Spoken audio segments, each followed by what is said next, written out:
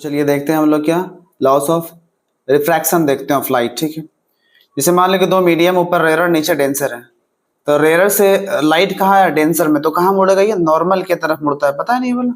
ठीक है, ऐसा मीडियम जहाँ स्पीड ऑफ लाइट ज्यादा हो उसे रेयर कहते हैं, वैसा मीडियम जहाँ स्पीड ऑफ लाइट कम हो उसे डेंसर कहते हैं। ठीक है, मान लेते हैं यहाँ का रिफ्लेक्टिव इंडेक्स n1 है, यहाँ कितना है n2 है।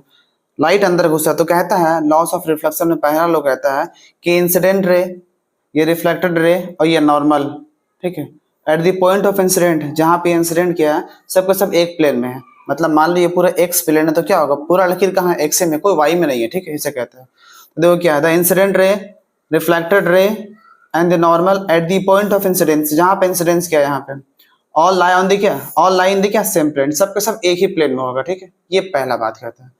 फिर दूसरा क्या है, दूसरा लॉ कहता है, दूसरा लॉ को हम लोग स्नेल्स लॉ भी कहते हैं। ये क्या कह रहा है, ये कहता है ratio of sine of angle of I, तो क्या ratio of sine of angle of incidence to the sine of angle of क्या रिफ्रैक्शन इज कांस्टेंट, यानी कि sine I by sine R बराबर क्या होगा, कांस्टेंट होगा। एक कांस्टेंट बराबर किसके होता है, ये बराबर होता है रिफ्लेक्टिव इंडेक्स के, आर आई के बराबर होता है। मतलब अगर हम स्नेल्स लॉ को शॉर्ट में लिखे तो देखो ऐसा लिख सकते हैं, सबसे आसान तरीका।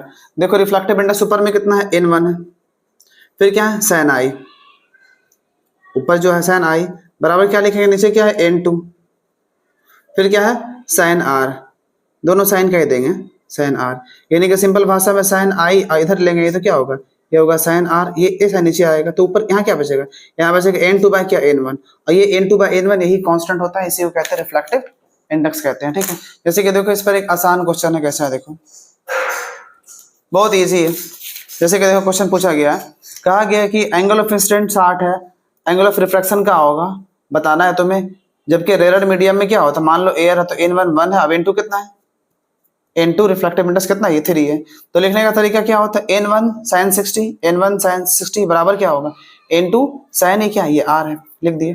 तो n1 का 1 है, sin 60 का वैल्यू कितना होता है, √3/2 होता है, n2 √3 दिया हुआ √3 है, साइन r हमें r निकालना है, √3 से √3 खत्म, यहाँ कितना बचा 1/2 बराबर क्या है साइन r, तो 1/2 का वैल्यू कितना होता है साइन 60 होता है, कितना होता है साइन 60 बराबर क्या है साइन r, तो ये भी साइन ये भी साइन, सॉरी 1/2 का वैल्यू 30 होता है, सॉरी मिस्टेक, ठीक है 30 होता है, तो r बराबर क्या होगा 30 डिग्री, यानी कि जो रिफ्रैक्शन है वो कितना होगा, वो 30 डिग्री होगा।